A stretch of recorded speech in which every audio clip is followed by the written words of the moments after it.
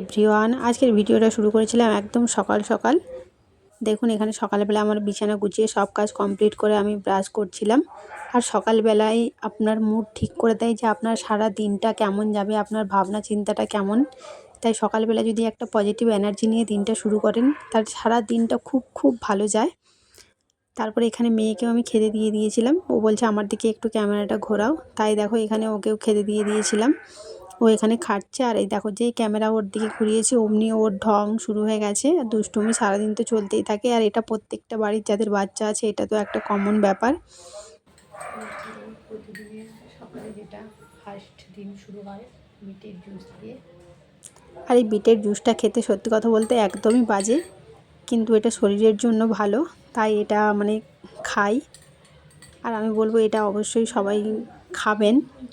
আর যে কোনো জিনিস দেখবেন যেটা হয়তো খেতে খুব বাজে হয় বা যেটা মানে স্মেল অনেক বাজে হয়, সেটা শরীরের জন্য অনেক ভালো। সেরকম কিছু মানুষও আছে দেখবেন আপনার সামনে মিষ্টি মিষ্টি কথা বলে, কিন্তু পেছনে আপনার নামে খুব উল্টোপাল্টা বলে। তাই ওইসব মানুষদের থেকে যত পারবেন দূরে থাকবেন। আর এখনের দিনে তো একটাই কথা বলবো, মানে একবার কেন হাজারবার জিজ্ঞেস করলে বলবো, মানুষ চেনা বড় দায়। তাই সব মানুষের সাথে পরিচয় রাখুন, কিন্তু সম্পর্ক করবেন দেখে শুনে। মানে সবার সাথে সম্পর্ক করতে যাবেন না, দেখে শুনে অবশ্যই মানুষের সাথে সম্পর্ক করুন, যাতে সেই সম্পর্কটা সারা জীবন থাকে। কারণ সবাই সব কিছুর মূল্য দিতে জানে না বা পারেও না।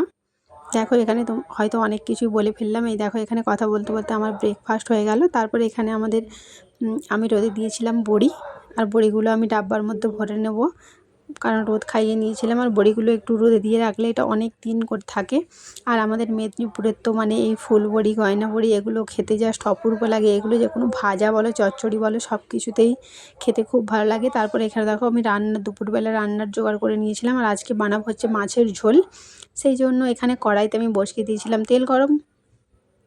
তারপর দিয়ে দিচ্ছিলাম কড়াইয়ের মধ্যে মাছগুলো। আর আমি মাছ ভাজতে বরাবরই একটু খুব ভয় পাই। যারা আমার ভিডিও কন্টিনিউ দেখেন তারা তো অবশ্যই হয়তো জানবেন। এই দেখুন আমি কত দূর থেকে মাছগুলো দিচ্ছিলাম, অনেকেই তো হাসবেন, কিন্তু সত্যি কথা এটাই যে আমি মাছ ভাজতে অনেক অনেক ভয় পাই। কিন্তু বিয়ে যখন করেছি, সংসার যখন করেছি, মাছ তো ভাজতেই হবে। তাই এখানে দেখো এখানে মাছ ভাজা হয়ে গেল, আমার রান্নাও এখানে কমপ্লিট। মাছের ঝোল আলু দিয়ে, এখানে ফুলকপি আলু ভাজা করেছি। আর এখানে মেয়ের জন্য মাছ ভাজা আছে, একটা মুড়া আর পেটি আছে, পেটি খায়। আজকে আমাদের পিঠে হচ্ছে, ওখানে হচ্ছে দেখো এখানে আবার হয়ে গেছে কিছুটা।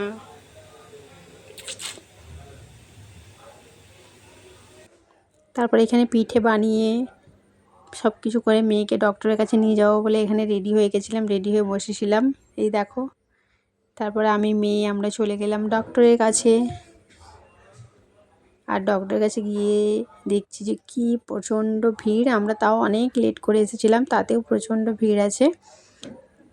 আর এখন তো বেশি বাচ্চাদের মানে এই জ্বর এটা ওটা লেগেই আছে। এই দেখো মেয়ে দেখো বসে বসে ও বিরক্ত হয়ে গেছিলো যে কখন হবে কখন হবে। আর বাচ্চারা তো বেশিক্ষণ এক জায়গায় বসতেও চায় না। তারপর আমরা চলে এলাম একটু নাস্তার দোকানে, কারণ খিদে পেয়ে গেছিলো প্রচণ্ড পরিমাণে। মেয়ে বললো ধোসা খাবে, তাই এখানে দেখো ধোসা নিয়ে চলে এসেছিলো। আর ধোসাটা খেতে সত্যিই অপূর্ব ছিল। আর এখানে খেতে বসে বসে এই দিকটায় নজর গেল, দেখলাম এই দিকে যখন মানে এখানে গণেশ ঠাকুরের যত রকমই মনে প্যান্ডেল হয়েছিল, সেই তারের ডেকোরেশনের দেখো ছোট্ট প্লেনটা পড়েছিল। তারপরে এখানে আমরা পিঠে খাচ্ছিলাম সকালবেলায়। ভিডিওটা কেমন লাগলো বলবে। টাটা।